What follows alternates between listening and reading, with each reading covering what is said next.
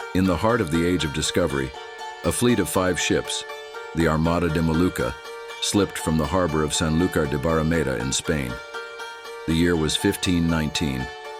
At their helm was Ferdinand Magellan, a Portuguese mariner sailing for the Spanish crown, a man possessed by a singular, audacious dream to find a westward passage to the fabled Spice Islands of the East.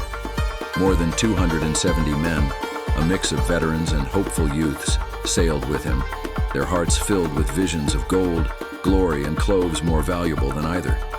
They were charting the unknown, chasing the horizon into a world that was still being drawn.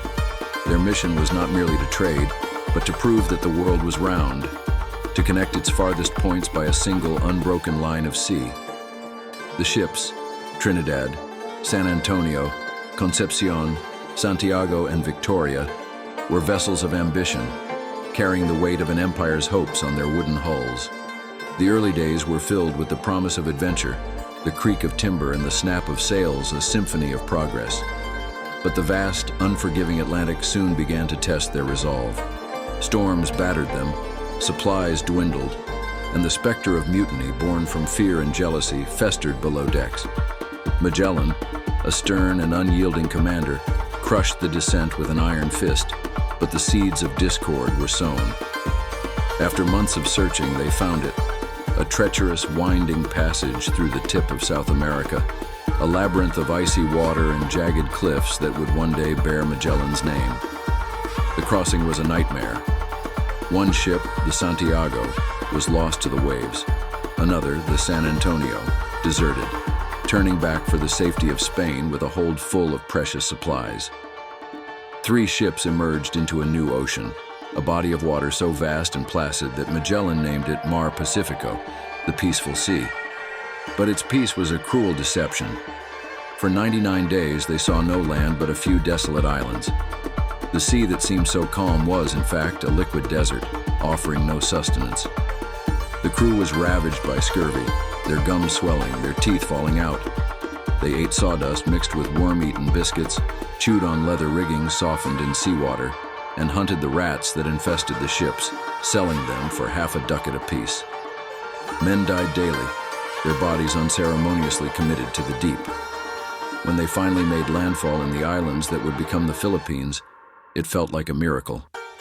But here, Magellan's ambition turned to hubris. Eager to win favor with a local ruler and convert the populace to Christianity, he waded into a tribal conflict he did not understand. On the shores of Mactan Island, the great explorer, who had conquered the world's greatest oceans, was cut down and killed by native warriors. The expedition was shattered. Leaderless, demoralized, and with their numbers critically low, the survivors were forced to abandon another ship, the Concepcion. Only 2 remained, Trinidad and Victoria. They finally reached the Spice Islands, their original goal, and loaded their holds with a fortune in cloves. But the journey was far from over. The Trinidad attempted to sail back east across the Pacific, only to be captured by the Portuguese. The last hope rested on the smallest ship, the Victoria, and its newly elected captain, a quiet, resilient Basque mariner named Juan Sebastián Elcano. Elcano made a daring choice. Instead of risking the known dangers of the Pacific again, he would continue west, sailing through enemy Portuguese waters to complete the first ever circumnavigation of the globe. It was a voyage into legend, a desperate race against time, starvation, and discovery.